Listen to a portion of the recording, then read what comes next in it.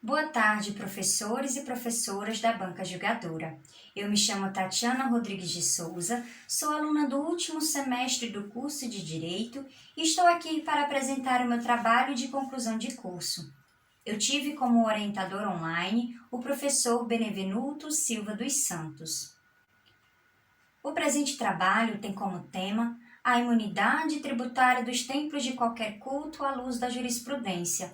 Ele retrata sobre o questionamento a respeito da incidência ou não dos tributos dos templos religiosos e suas atividades e bens. O presente trabalho tem a sua relevância devido ao grande debate na área jurídica e na sociedade sobre os templos religiosos e seus bens. Discussão essa que já se propaga entre os operadores do direito no que se refere aos bens. A problemática se deu a partir do seguinte embate. A imunidade tributária dos templos religiosos sempre foi alvo de divergências de entendimentos por parte dos operadores do direito. Pergunta-se, como a imunidade tributária dos templos de qualquer culto é analisada pela doutrina e jurisprudência brasileira? A metodologia utilizada para a realização deste trabalho foi através de fontes bibliográficas, trazendo como alguns autores Eduardo Sabag, Leandro Paulsen e entre outros da área do direito tributário, e a utilização de sites relacionados com o tema em análise, assim como também a utilização da legislação vigente e jurisprudências relacionadas ao assunto ora pesquisado.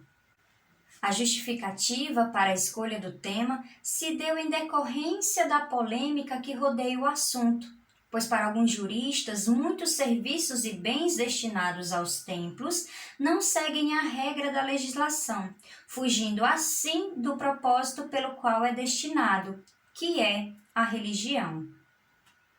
O presente trabalho está dividido em 5 sessões, onde na primeira sessão será apresentado o conceito de tributos e suas espécies, na segunda sessão, os princípios constitucionais que embasam o presente trabalho, na terceira sessão, a imunidade tributária, suas espécies e destinações, na quarta sessão é apresentado o entendimento jurisprudencial e na quinta e última sessão é apresentado a conclusão com a análise sobre o entendimento doutrinário e jurisprudencial. Na primeira sessão, conforme mencionado, o presente trabalho retrata sobre o conceito de tributo, que, de acordo com o artigo 3º do CTN, o Código Tributário Nacional, tributo é toda prestação pecuniária compulsória, em moeda ou cujo valor nela se possa exprimir, que não se constitua sanção de ato ilícito, instituída em lei e cobrada mediante atividade administrativa plenamente vinculada. Ou seja, o tributo é uma previsão legal existente no ordenamento jurídico brasileiro que permite a sua existência, através de lei já estabelecida, para ser cobrada em forma de pecúnia, dinheiro, serviço fornecido por um grupo de pessoas e entidades. O tributo é dividido em 5 espécies, que são impostos, taxa, contribuição de melhoria, empréstimo compulsório e contribuições especiais.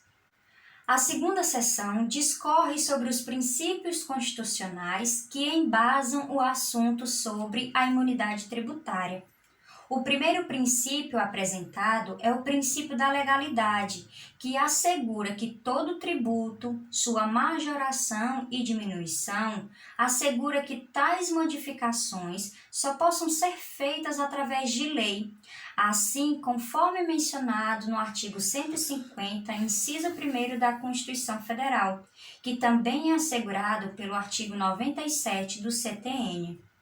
O segundo princípio apresentado é o princípio da igualdade, que é aquele que norteia o fato de todos serem iguais perante a legislação, garantindo um tratamento uniforme, onde todos se encontram em situações iguais. Na área tributária, não pode ser diferente. O terceiro princípio apresentado é o princípio da anterioridade tributária, que diz respeito ao fato de que a lei não pode instituir e ou aumentar o valor do tributo no mesmo período em que é publicada.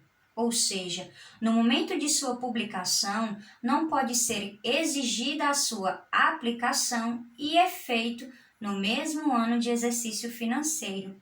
E por último, trago como princípio o princípio da capacidade contributiva, que tem por finalidade a busca por uma sociedade mais justa e igualitária, onde busca uma atribuição maior para aqueles que têm um poder aquisitivo maior e uma tributação menor para aqueles contribuintes que possuem uma renda menor e a capacidade de contribuir não tão alta do que outros contribuintes. A primeira delas é a imunidade recíproca prevista no texto constitucional, pois é caracterizada pela reciprocidade entre os entes federados, onde cada ente político não faz incidir impostos sobre o outro. Não pode uma entidade política determinar a incidência de impostos em cima de outra entidade política. O segundo tipo de imunidade previsto no texto constitucional é a imunidade das instituições e deve estar inclusas as entidades sindicais, os partidos políticos e também as instituições de educação ou de assistência social, desde que sejam sem fins lucrativos. Essa imunidade não está prevista somente para a estrutura física do prédio ou locação para a realização de tais atividades, mas também aos serviços e rendas provenientes dessas atividades. A quarta imunidade prevista se refere aos livros, jornais, periódicos e ao papel destinado à sua impressão, que deve ser considerada em relação ao seu destino finalístico, onde possa ser de acesso fácil à população e que se destinam à sua finalidade, seja no cunho artístico, científico e comunicador.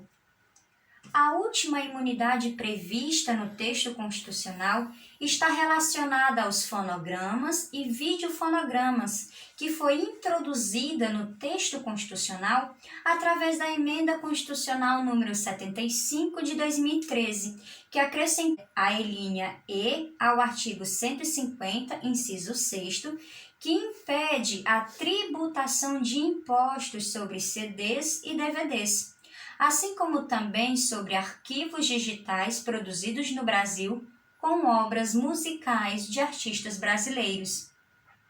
Essa imunidade tem por objetivo reduzir o preço cobrado desses materiais e ter maior acesso por parte da população e evitar a pirataria de tais produtos.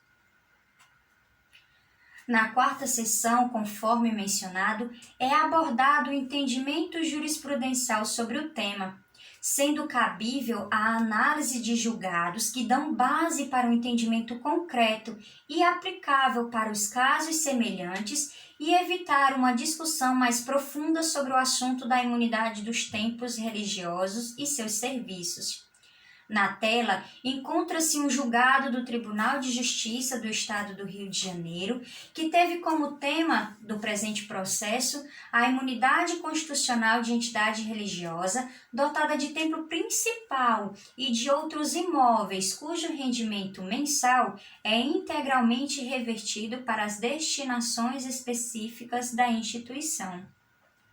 Ao longo do processo, é possível verificar que a imunidade tributária do templo religioso pressupõe a comprovação da inexistência de fim lucrativo, ou seja, não pode ter fins lucrativos, e da utilização de que a renda do imóvel gerador da exação é revertida para o desenvolvimento de sua finalidade, o que restou suficientemente comprovado no curso da tramitação processual, razão pela qual não há motivo para modificar a imunidade tributária declarada na sentença, sentença essa que fora confirmada em remessa necessária. Dentro do trabalho é possível ver outros julgados que corroboram para a comprovação ora apresentado no presente trabalho. Na quinta e última sessão, o trabalho finda fazendo uma análise sobre o entendimento doutrinário e à luz da jurisprudência, chegando à conclusão de que os templos religiosos de qualquer culto são imunes de tributação. Aqui se encerra a minha apresentação. Desde já agradeço a presença dos professores na banca julgadora e muito obrigada.